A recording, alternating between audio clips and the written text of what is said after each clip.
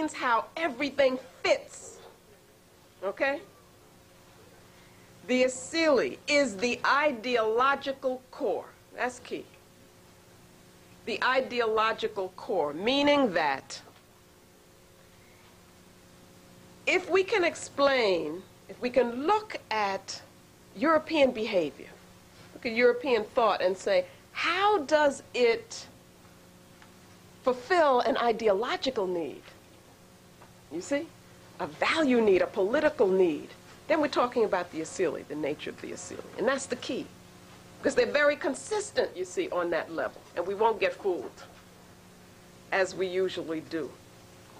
So it seemed important to me that we focus on the ideological core of the culture. And that's what the asili is. Do not think of the Utamawazo and the Utamaroho as separate from the asili. They are manifestations of the asili. They are ways in which the asili manifests itself, shows itself. Okay? All right. Anything else to be said about those concepts? Those are the three basic concepts. They use over and over and over again in the text. When we get into chapter 1, we will be talking about the Utamawazo a lot. That's what we're talking about, culturally structured thought. Okay? So I want you to be familiar with those terms. Play around with them. Some people have already told me ideas that they have. The asili might be the gene, for instance. The Utamawazo, the thought. And the Utamaroho, the behavior. You could do different things with it. The more you do with it, the better it is, because the more you're getting familiar with the concepts. Okay? Everybody with me? Good. Now, let us make it specific and say, well, then what is the nature of the European asili? And here we come with what is my thesis. Okay? And it would be good to read the YURUGU myth, because that explains YURUGU as the incomplete being, the forever incomplete being, the incomplete being that cannot be made complete.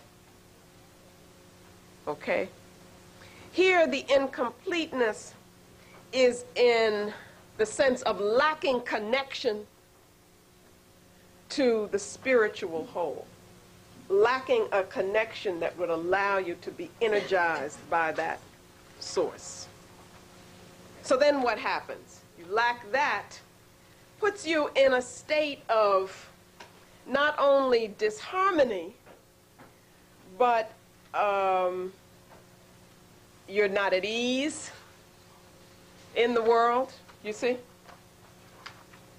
You are aware of that which you are lacking. It causes you anxiety. Now, what does that sound like? Sound familiar at all to anybody? Something else. It should sound something like Dr. Welsing's argument did to me when I was, when I was just looking at it. She talks about, well, first of all, she's talking about lacking melanin. Right? And then she talks about their behavior coming out of the awareness of that lack. Okay? And then she does go on and talk about alienation. She talks about anxiety and so forth.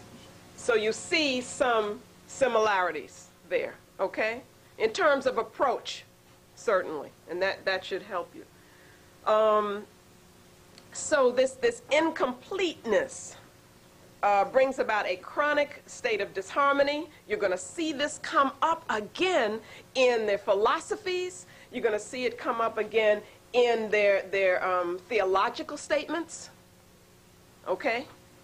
What they say about God and human beings and so forth. Look for all of these themes. Always look for the themes. See relationships and remember them. They then seek as a surrogate or a substitute for that which is lacking. They seek power, because through power they can get the experience of control. Control becomes the key word, concept, phenomenon in this discussion. Control. There is this need to create the illusion of control, to have the feeling of control. There is this inordinate need. We all need to feel in control of our lives as much as possible. We also all know as African people that we cannot be in control of the whole universe, that what we need to do is understand how the universe functions and then hope to be able to use those forces in a way that helps us to live well. That's a very different concept from the European concept. Okay? The Utamawazo has to then restructure reality in such a way as to make it fit the need for European control.